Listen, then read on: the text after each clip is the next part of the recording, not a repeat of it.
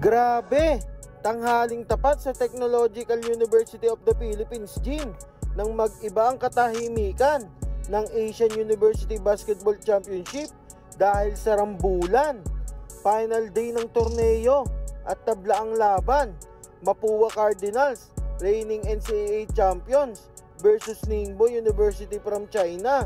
Score 64-57 sa dulo ng third quarter.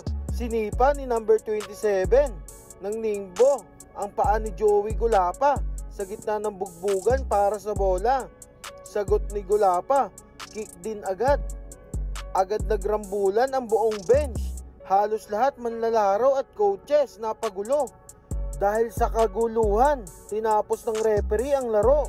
Walang nagkampiyon na itinanghal sa araw na to. Ano sa tingin nyo mga kabrods? Sino dapat ang parusahan? I-comment sa ibaba. Pa-like and follow na din para sa susunod na updates.